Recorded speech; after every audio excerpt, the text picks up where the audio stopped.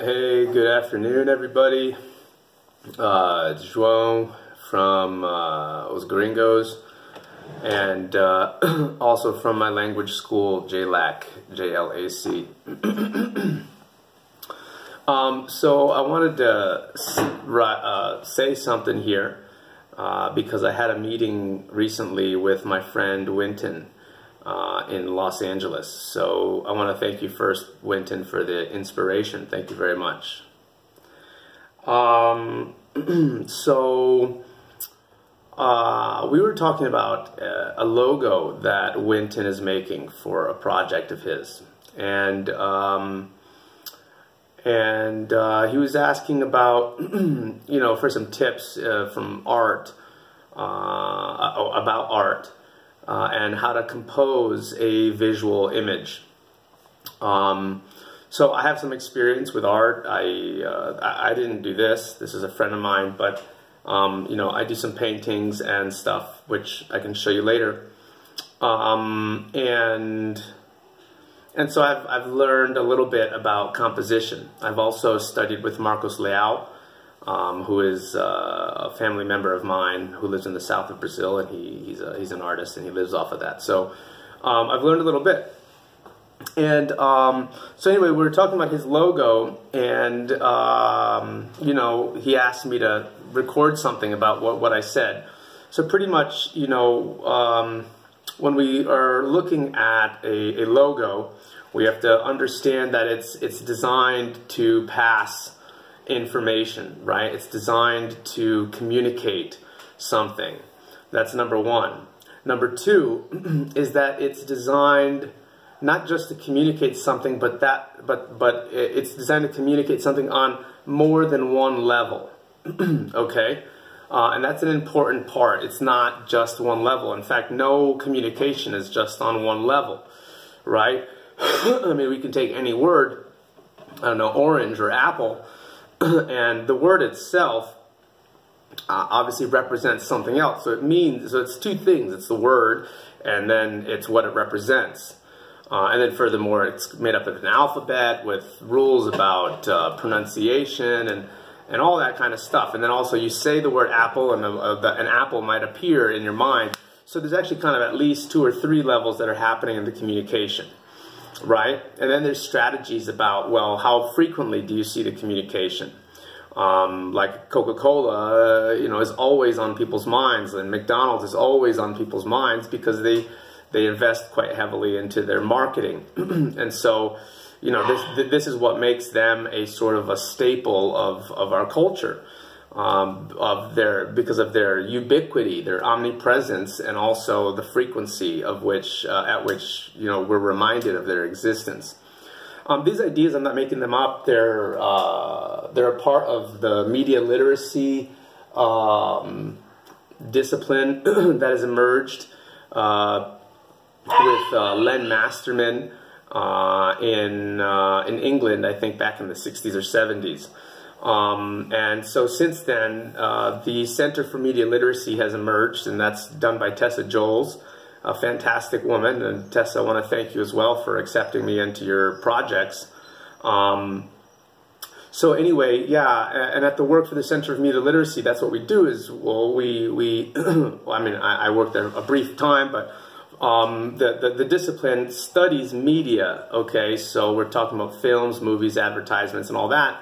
And how the messages are composed, not just the technical components about putting cameras and stuff like that, but how the messages are composed. So this is dealing more with the art of it, the aesthetic, and the composition and the use of symbols and colors and lines and everything like that to communicate a profound message about the identity of a brand. Okay, so that's kind of the general background and where I'm coming from. So when we look at art, and this is the second point now. So when we look at art and great artists, right, we see, art is divided up into many periods, and, so you have Hellenistic art, and then you have medieval art, and, there's several types there. Giotto is in the 12th century, and then you get to Titian in the 16th century, and then you get to the Renaissance also in the 16th and 17th century, And each of these, and then you get to the Baroque period, and you go on. Each of these periods is kind of classified by their aesthetic. That's what determines the limits of the period. Is that there's a certain coherence of aesthetic, and also of consequently also of the message that's being put out there, or rather how the artwork is representing the people of that time. So when we look at things like that, then we see that context is very important to anything, to any logo that we might want to make, or a piece of art that we might want to make.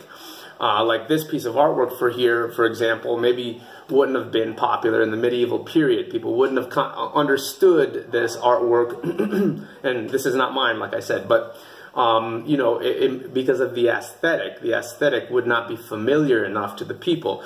So art is always in the context of the people and of the time in which it exists. So with that, going back to the logo of my friend Wynton, it's for, well, I don't want to tell you what it's for, but anyway, he does want the logo to be relevant. And so I said, look, we got to look at the context. And then this is where I kind of would get into part 3, the main part, the philosophical part that he wanted me to talk about. And that is, you know, when we look at the context, we're living in a world or in a period of time which is kind of similar to Fellini's Satyricon, talking about the height of the Holy Roman Empire. If you're familiar with the film, I haven't seen it in a long time, but I remember that the people there were, it was folly, okay? It was excess. It was just lewdness, lasciviousness, and sex, you know, in all its glory, right? So, and it's all in all its manifestations, and we see similar things today. And I don't mean that as a criticism. It's just, you know, but it is a parallel that I think is, I won't say undeniable, but it's pretty convincing, let's say. And so after the Holy Roman Empire, you know, there was the collapse of the Holy Roman Empire, and so I don't know, I'm not saying that the planet is that we're gonna collapse, but I do believe that there's sort of like a flow to the culture, and you know, every culture does reach an apex or a climax, let's say, or yeah, and so I believe that that's where we kind of are, and that's what we're coming out of, and this is manifest in a few different ways. Okay, so number one, where will I start? Let's see. So there's one of them is the sort of coming of or the popularity of Chinese culture, and not just the culture, but the politics and the actual economic power. This started back with like Bruce Lee pretty much, and Bikram, well, not Chinese, but with Asian culture. You know, Bikram came with yoga, hot yoga, in the 60s, and Bruce Lee also came around the same time, if I'm not mistaken, and really promoted you know, the martial arts of China, and so anyway, so we see that the Eastern culture, Eastern principles, you know, yoga today is quite popular. Meditation is becoming more popular. Mindfulness is being promoted by psychologists, and so there's a lot of, and then, you know, Gary Zukav, who wrote the Dancing Woolly Masters, I think it was 1986, was already talking about how quantum physics is going to really, it's essentially just, you know, telling the science's version of what the East has already believed since the beginning of time, pretty much. Even the word Wu Li in Chinese means science. It means organized organic energy. So you know, the Tao, which everybody knows about, the Yin Yang type of thing. This is also energy. So the Chinese have been quite transparent about their interpretation of how they see things. So we've been embracing culture, that part of the culture for a while. And I'm not saying that that's a problem. That's just a real social phenomenon, right?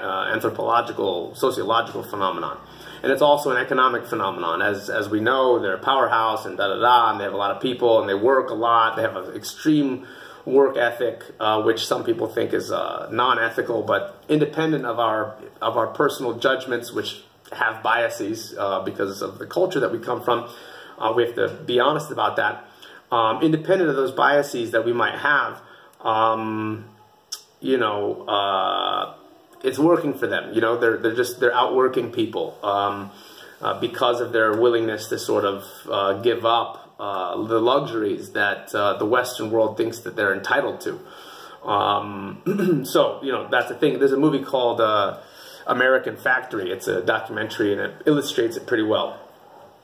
So, so that's one phenomenon that's changing, and on a cultural level is where I want to focus on, because there's two different models of reality sort of at play there, and so, you know, I don't want to go into too much detail, but that, you know, those are things that are happening, so it's pretty evident, I think. The other thing is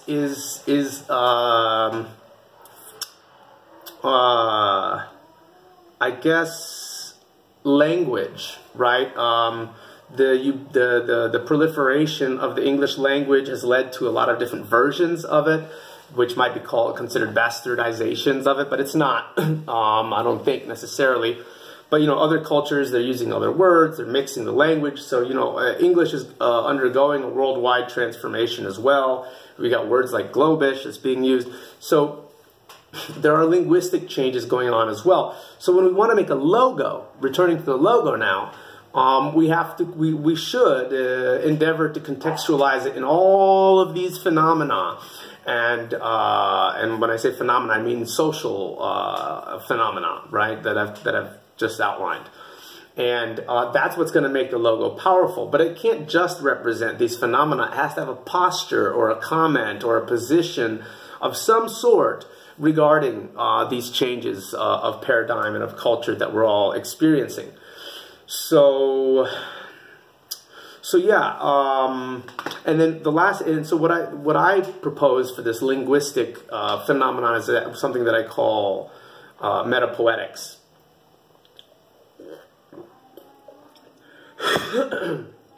Excuse me. So yeah, metapoetics is essentially the idea that, or not, I think it's more than an idea, it's an observation that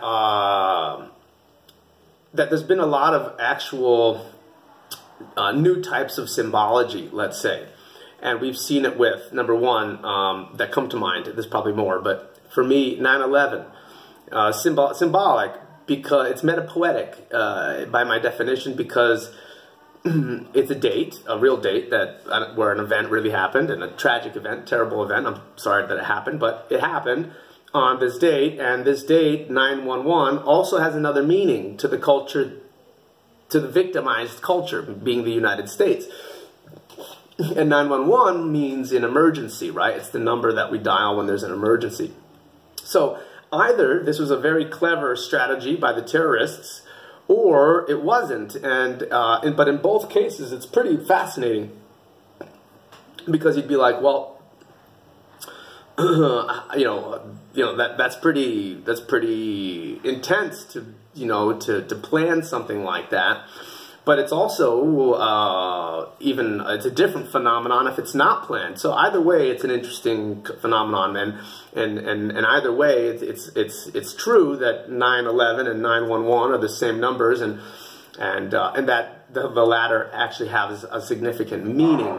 So what we're talking about here is like a double entendre on a symbolic level that's happening through the language of culture, through the activity of culture. In this case, an act of war, but nonetheless, it's a cultural event. War is a part of culture, or at least it has been for recorded history. So there's metapoetics. So there's 9/11, and then also 2020. 2020 also has meaning for Americans, at least, insofar as it's vision, right? The year 2020 can be read 2020, and so 2020 means clarity of vision. And what's happened in this period of clarity of vision, if we're going to use the metapoetical suggestion, or interpretation rather, in that case, well, we have a lot of ecological problems, okay, which arguably are the consequence of our consumptive behaviors. But that's tied into the economics.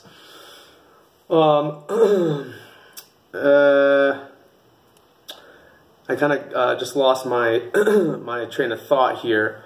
But, oh yeah, and then the other thing we have is political leaders that are controversial. And without taking a personal side, you know, I would say that, let's just highlight Trump, okay? Independent of what you think of him, his name itself, his last name, has meaning. It's a verb in English, right? To trump something means to, you know, in cards, the card is higher, so it beats that other card. It's a higher card, right? So, you know, so if we were to ask ourselves, well, what is Trump trumping? What does this man as a symbol, what does he trump? If we're going to use his, you know, his last name as a verb. And, you know, and so in order to answer that question, we have to go, well, what does he represent?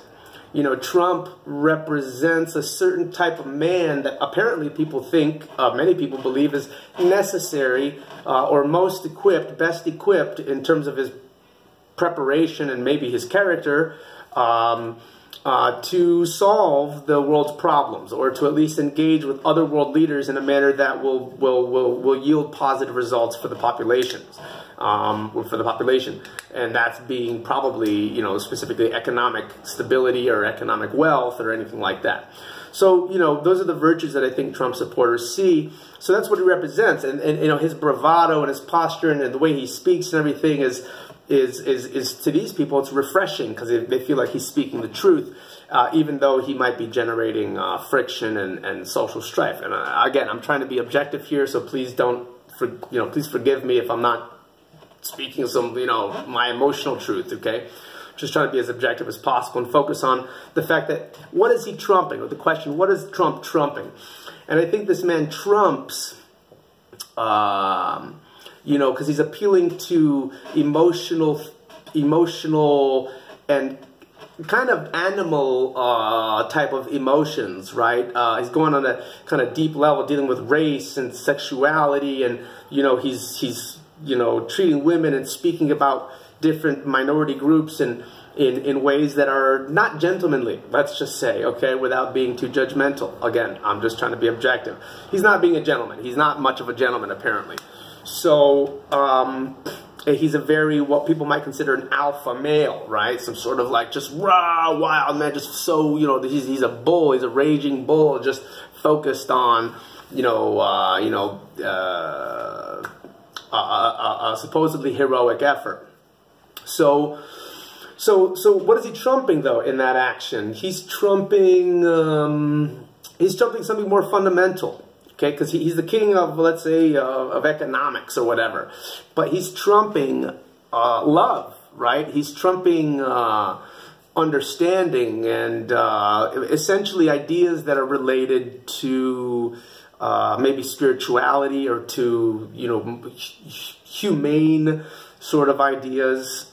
He's putting at a priority this stability and security, right? So he's playing on our fears. He's saying, look, I'm the guy that's gonna make you safe. I'm the guy that's going to bring the stability that we need, and it's gonna be a long path, but I'm gonna do it. So he's working on the fears, right, to a degree. He's promising security. He's not promising love, or he wasn't. I'm using the present, but he wasn't promising love and all that kind of stuff, and peace and all that stuff. And that's fine. I'm not saying that everybody has to, but that's what he's trumping in this analysis, at least. So, and you know, and we see this also in the sciences. We got you know, hyper empiricists like Richard Dawkins, and even I think Sam Harris, the philosopher, he's the head of the rationalist group, and I think Daniel Kahneman, the author of Thinking Fast and Slow, is also in that camp of thinkers who kind of prefer, you know, artificial intelligence. Kahneman also writes in one of his sections that he wants college entrance to be determined by artificial intelligence that's more capable of determining the probability of success of a student and so forth. So, you know, so there is this sort of, it is a period of it's a technological revolution and the scientific revolution, and so there is a swelling in the if I may, in the ego, perhaps, of the scientific community because of the results that it has yielded, and really they're remarkable. I'm not taking away putting a man on the moon or going to Mars and creating all the medications that we've created and everything else, the buildings that are a kilometer high or a mile high and all this kind of stuff. It's fantastic in terms of it's symbolic of our feats. But it still doesn't mean that the other aspects, these supposedly, you know, religious aspects or the virtues that religion sort of promulgates, which are what? I think reducing to everything, it's infinite love. That humans believe that there is infinite love. In the same way that mathematicians believe in the number, that infinity is a characteristic of numbers, or astronomers might believe that infinity is a characteristic of space. And, you know, religious texts talk about the infinite time, eternal life, and infinite love, I believe, which is God. I mean, you can call God or Allah or Krishna or Buddha, or well, Buddha's not really a god, but bodhisattva, and you know, all these things. But these are all just cultures, I think, finding their own way of saying, look, infinite love is if it doesn't even exist, it's still a goal to have. Just like, you know, infinite number. I can't imagine the infinite number. I don't think anybody can. Nobody can imagine infinite space. We can't draw it. We can't represent it. We can't model it. So why can't there be infinite love? I think that's essentially the argument of all religions, independent of how they manifest it through rituals and symbologies, right? So that is what's being trumped, I believe, and so that was the first thing I suggested to him. I was like, well, why not work with an infinity symbol and a heart beneath it? Boom. Or why not make like a hieroglyph type of idea? But anyway, he already had a design where it was like 2 square planes. I'm going to use my hands, but my hands are more. Well, I use my hands. 2 square planes. Just imagine if they're square, and they're kind of like this, and they're parallel. And so we think, well, what symbology can we put in there that puts it into the context of this language that's happening that I'm calling metapoetics, assuming that it's a valid interpretation, and looking at this whole kind of the panorama of world events, you know, what's happening in this context. Well, I think there's definitely a paradigm shift that's a consequence not only of China coming and not only of ecological problems that we're facing. Some people don't believe in it, but I'm pretty convinced that it's true. So there is this, we are on the brink of things, you know, so there's going to be a paradigm shift necessarily, whether it comes from China coming and or more Eastern culture, or whether it comes, which is deeper than economics. You know, there's things about personal identity there that are quite deep that we don't really need to get into. But you know, the Chinese or the Eastern, most of the Eastern philosophies have a perspective that may be that is fundamentally different from the common Western perspective regarding actual personal identity on an ontological level. So that's another thing that we're gonna, you know, that is gonna have to find a balance, and I don't think that balance should or really, yeah, that it should be met with hostility. I don't think that's wise because, you know, there's a lot of nuclear weapons present, and you know, people get hot-headed, and some people are getting short-tempered, and you know, people are getting desperate, you know, so that won't be the path to go. You know, ignoring all this stuff and just keeping it economic and consuming more also won't be the path to go. The earth is going to get in the way eventually, and maybe soon. According to, there was a video yesterday with all the world leaders saying that it was that things weren't looking good, and by 2030 it might be, you know, really quite unlivable. So this is the scenario, you know, we have people facing a paradigm shift, and I think that what the logo I was saying to him should imply is that the thing is that people don't believe it. People see or probably feel or experience in probably very unique ways that probably most people are not comfortable really contemplating much more than they want to or think they need to, because it's different and it's foreign and perhaps it's threatening to a degree, and you know, we're already in the Western world at least quite conditioned to respond to fear because of the tactics that politicians end up using, whether to instill fear or by the fact that they're corrupt. Some of them are, and the degree of corruption here in Brazil, at least, is quite notorious, and so that instills fear indirectly, because people feel like they cannot trust their own leaders. So that also kind of buries a little nugget of fear in the heart of people, or makes a chip on the shoulder of every citizen regarding the hierarchies, and perhaps